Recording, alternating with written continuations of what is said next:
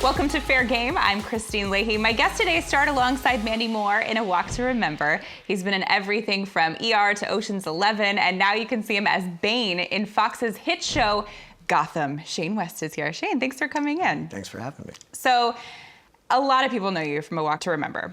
Steph Curry just recently said that A Walk to Remember is one of his favorite movies of all time. That's got to be pretty cool for you, right? That's very cool for me. I'm a big sports fan. I am a Lakers fan, but I do like the Warriors as well. And I've always been a fan of Curry, if that makes any sense. But I am a big fan of Curry as well. And I've been seeing that on Instagram and social media lately, and it's an amazing feeling. I tried to contact him. I sent him a DM. You slid in the DMs? I said I'm a big fan. Okay. He hasn't read it. Does he follow you and you follow him? He follows me, yeah. Oh, come on. But he didn't read it. He has 25 million followers. I have no idea how many followers I have, but I don't have a million. He's got 25, so I highly doubt he's... Maybe the next time the Warriors are in town, you should go to the game, sit courtside, and be like, hey, I would love Steph, to. That's me. If you can help me out with a courtside ticket. I will make some calls. I will be there. I'll make some calls for you. Yeah. I find this really hard to believe, but apparently in high school, you were not very popular. No, I wasn't. You weren't. This is always a weird thing to answer, but I was more of a loner, I guess. Okay. Not that I wanted to be, but I had to be, because I wasn't really accepted in any sort of group. I think I played sports, but I wasn't a frat guy. Okay. I had black fingernail polish. I played the guitar. I listened to punk rock, but I played basketball and baseball. So I kind of did my own thing directly after sports and directly after school. Well, high school is all about, right, like fitting in. Exactly. And you were just part of a bunch of different things, so it probably makes it hard. I did. I mean, my senior year, I knew a person in each stereotypical group. And I would go around saying hi, and I had lots of friends in that sense. But I wasn't really in a popular clique. There was no Varsity Blues for me. So when you started blowing up as an actor, was that kind of like, hey, I'm cool now? It was a different feeling. You know, I started around 16, but I didn't really get any work until I was like 18 or 19. But I didn't keep a lot of high school friends. I only have one best friend from high school, and we played basketball together. And he's still a current best friend. But otherwise, all my friends I was meeting were people that were starting into acting, people that were in music. And so I had a new clique of people that were all trying to do the same things. You're also a big LSU fan, go to a lot of games. Which was the best game that you attended? I was very fortunate. I believe it was 2008 when LSU played Ohio State in the Sugar Bowl and won. For that tie of the national championship, there was a tie with USC at the time. And I went to it. I got lucky. I got box seats, which was fun. It was the first time I'd ever done that. And then the guy who ran the Sugar Bowl, his daughter, asked if I wanted to go out onto the field at the end. So when they were all celebrating? Absolutely. So I went down. There's Saban at the time, who we now do not like.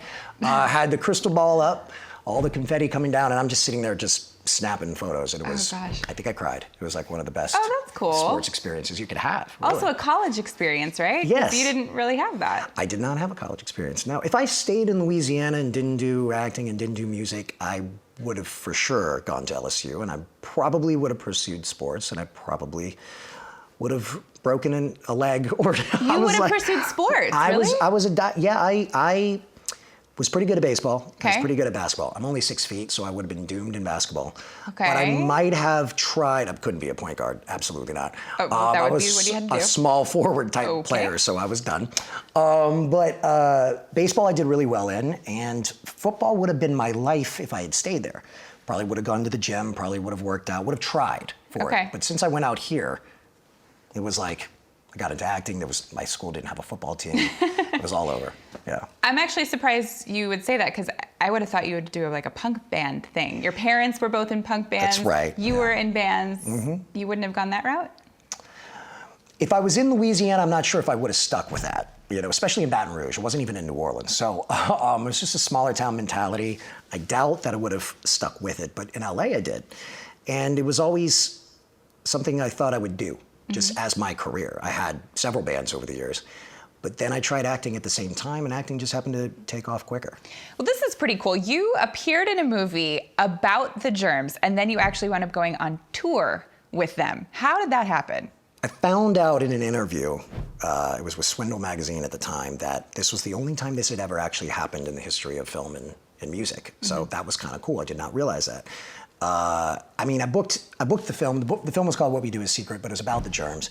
And I booked it just based off of them hoping that, believing in me that I could play this iconic character, this James Dean type role in that punk rock world of Darby Crash.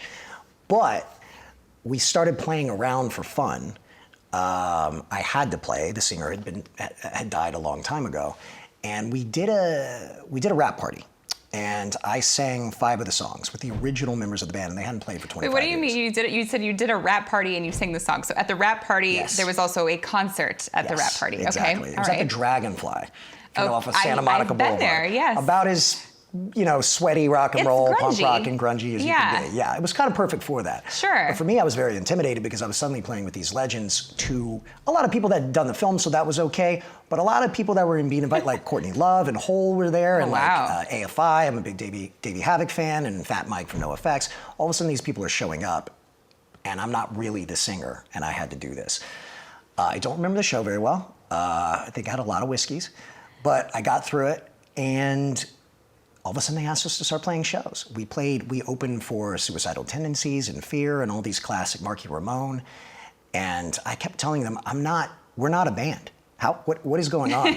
And we just kept having fun that before you knew it, we did it for 5 or 6 years. We did 2 American tours, 1 European tour, a bunch of Warped tours, and opened for Rancid, which was fun for me because I grew up listening to them in Green Day and bands like that. And so I have to write this down in a journal or a book at some point. Well, a lot goes into acting, right? It does, yeah. Every role is different too. And you've kind of had this thing where you'll help out your friends who are actors, and one of them lived with, like Aaron Paul lived with you for a while? That's right, From Breaking Bad, Aaron Paul. Yeah.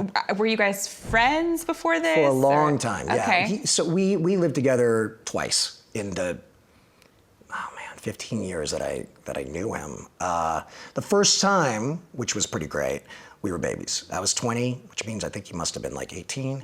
But we booked the same film, which was a teen film called Whatever It Takes, and we both booked that film. And so we got to drive to work together, go home together, hug each other, congratulate each other, all that kind of stuff. And that was big for him because at that point, he had only done kind of like commercials and stuff. Yeah. So it was a very big role for him. And then many years later, I lived up Beechwood Canyon for 10 years. And it was a fun time. I was about 25 to 35, and I had a lot of... About 25 to 35, that's a big window. Yeah, it's a big window. Okay. He lived there for 10 years. No, he didn't. I don't know. I think really maybe 4 or 5. living together. Well, I had a lot of friends that stayed. I had a lot of musicians that stayed over, took care of a lot of people that would come into town, they would stay with me, and then Aaron was just a best friend at the time, so he just wanted to stay there. Yeah. A lot of parties, a lot of barbecues, and yeah, he booked Breaking Bad while he was living with me. Which you had something to do with. Well, not really. I mean, I don't want to, Kind of. Good Lord. He was amazing on the show, and he 100% deserved it. No, at the time, it was just we were all going through, I just booked Nikita, I believe, which was going to send me to Toronto for 4 years. And Aaron had been working constantly, and he'd just done like Last House on the Left, and he had just done Recurring on Big Love, and it was doing great, but he just wasn't finding that role that was going to make him hit. Sure. And Breaking Bad, no one cared about at the time because it was AMC, and no one cared about AMC unless you were watching old movies at the time, and no one was really watching the first season of Mad Men, so it wasn't really a thing yet. And he didn't know if he should go in on it. And he was You didn't even want to audition? Not that it was that, it was more that, what else is out there? Okay. Are there better shows? Okay. Clearly not, because it's one of the best shows of all time. Yeah. So it's like, are there better shows? But you don't know. You just know it's written well. Sure. You don't know if anyone's going to see it, right. Especially these days. There's too much content. Yeah, unfortunately, that doesn't matter all the time. No, exactly. So with him, I just told him, I remember in my kitchen, I was like, you're going out for it because there's nothing else happening. You don't have a job. Why would you say no? You got this. More meaning there was no other roles at the time for anyone. I was like, it was the first TV show, I think, of the season. I think it was around January or something like that. Whatever it was, it was kind of one of the first auditions any of us could have. So I was like, don't overthink it. Go in on it, and the rest is history.